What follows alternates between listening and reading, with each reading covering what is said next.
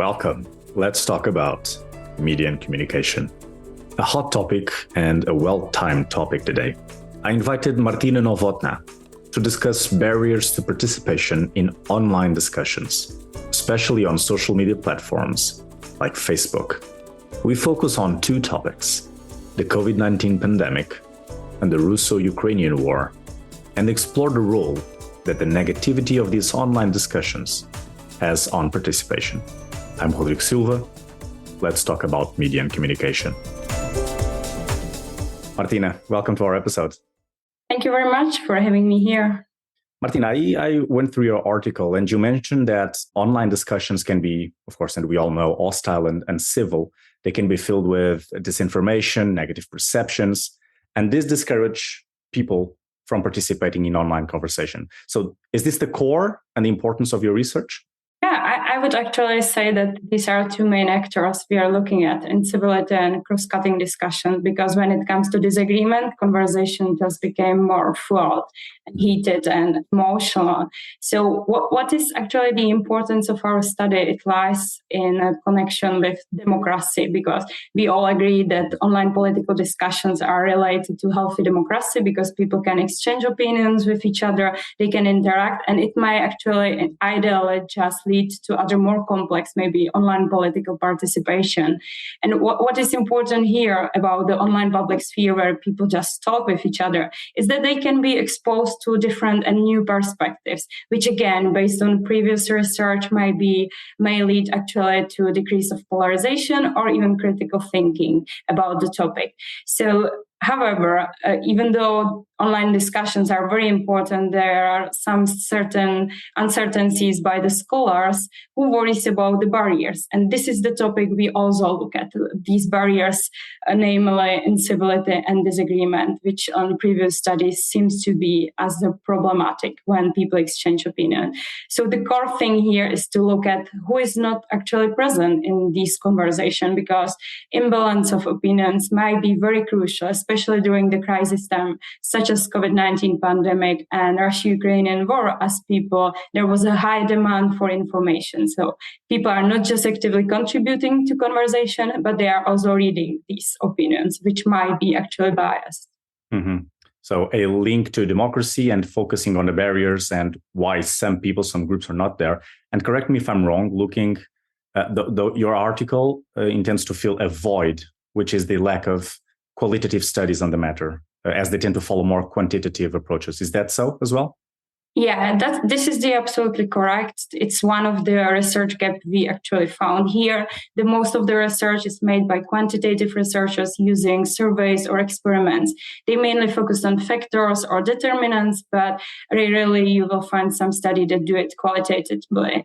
And that was our intention, to talk to people who actually actively contribute to these conversation and see what is discussion dynamics, what they feel, what's their behavior, and what's other people's behavior. And now I'm talking about these participants in the conversation that have different point of the view, how participants perceive this disagreement, and if it's really problematic to them.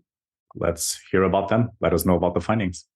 So coming to the findings, the main interesting things is that as crisis unfolded, we realized that people are just less motivated to contribute to conversation, even though we are talking about very active people who are engaged in conversation, but even those people became less motivated after second year COVID-19 pandemic. And the reason was quite simple. They had a negative experience with conversations, experiencing and also negatively evaluating this conversation partner as being less educated or as being less intelligent, doing grammar mistakes and so on. But we are then talking about not only about other participants, but also about the people who doesn't share their point of the view. And coming back to the interesting point for me, it's that those people just lack a neutral position. What wasn't here was some middle ground. So taking example of COVID-19 vaccination, there were people who were against the vaccination and those who were supporting, but our participants reflected that there is no middle ground, no opinion that would be just in the middle. And a part of negative feelings and negative views of other participants, some of them also felt kind of uncomfortable to be part of this conversation. These people were usually less active on social network sites, maybe less assertive and less extreme. Those people were most likely to be discouraged to take part in conversation.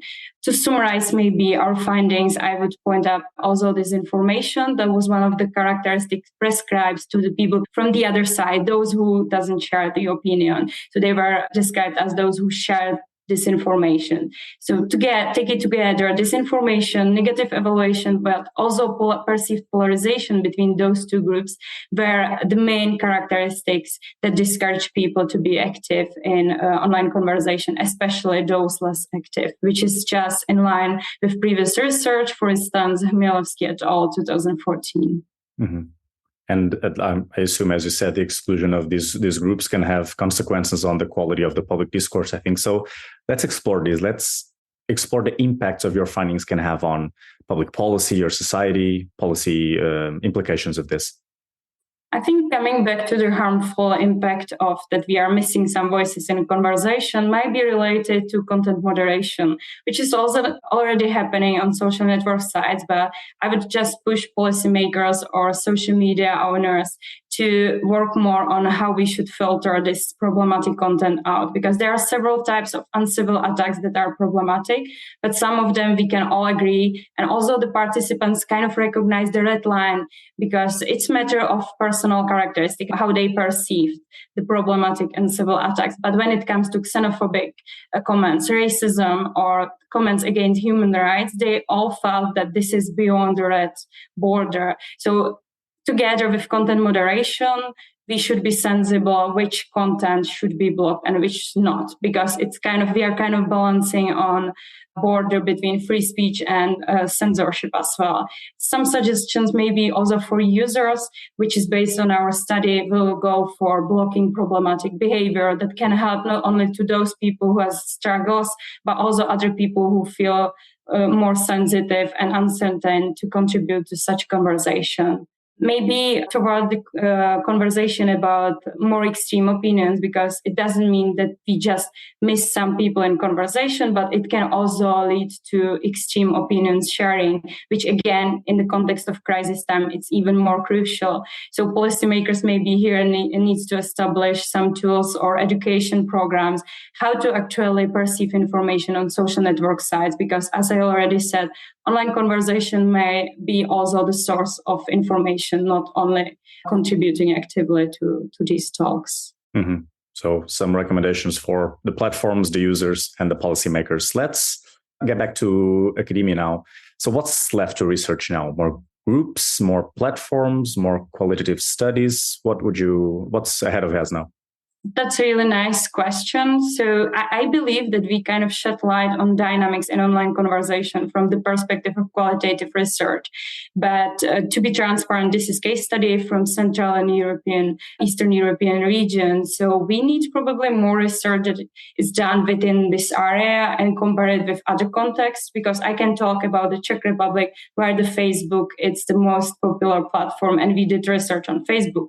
But there are differences in different contexts, and also within different social media platforms. So the Facebook in 2021, 2022, when we collected data, it's not Facebook, which is today. So we need more studies that will focus on comparison between and across different platforms, such as YouTube and so on, but also to pay attention to behavior of these users online, which might be different. Facebook users 2 years ago might be different than now. So I would really recommend to look at the platforms and also different contexts. And as well, the qualitative study, which are really here within this area. My last recommendation for further research would be connected to disinformation, because I found it really fascinating to see the connection between incivility and disinformation as people evaluated people with different opinions as more uncivil, as spreading disinformation. So definitely there needs to be done more on this topic. Mm-hmm. Still a lot to research there. Can you provide some additional resources about the topic discussed today? Yeah, we are kind of in a podcast format. So my first suggestion would go for podcast episode, social media and politics, especially episode with Patricia Rossini, who has done a lot of work on incivility and intolerance. So highly recommend this. But if you're maybe more fan of some books, so I have also some suggestions that I really love about this topic. For instance, Gina Masuloc and Nesty Talks, or Emily Sidnor, who looks at the incivility from more psychological perspective.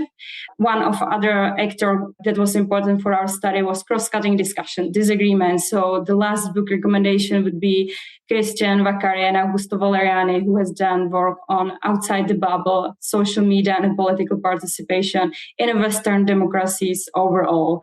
My last suggestion would be related to specific context, maybe a different one, because we detect some characteristics that might have an impact on discouragement to being part of conversations. So the wonderful work has been done by Lenka Vochotsova, who focused on the context of immigration, which is another controversial and polarizing topic, same as the COVID-19 crisis or Russia-Ukrainian war. And she has done an article named Frustrated Women Invite the Immigrants to Europe. So that would be my last suggestion. Sure. And to our listeners, all these recommendations that Martina just shared will be available in the Let's Talk About Media and Communication website on that episode page. Below the video, if you scroll down, all these materials will be available. Martina, this has been a straight on the point episode, but I'm going to ask you to, as I ask all our speakers, if there is anything you want our audience to remember about this talk in 1 or 2 sentences, the punchline, what would it be? So the one of them will be that incivility is problematic pattern, but we need to take into account personal characteristic of participants in online conversation, because some of them just feel resilient toward it, even though this group of people was just the minority within our qualitative study. There was a rapid decrease in willingness to participate within the crisis context, which I think that it's important because we can look at the other crises and to see if there is a different or similar pattern. And lastly, incivility and perceived polarization has been detected as a significant barriers for engaging in discussions for most of our participants. So to look closer for demobilizing patterns would be the direction to go, I think. Martina, it was a pleasure. Thank you. This podcast is powered by Cogitatu Press. You can listen to this episode on the Let's Talk About Media and Communication website, on Cogitatu Press YouTube channel, and whatever you get your podcast.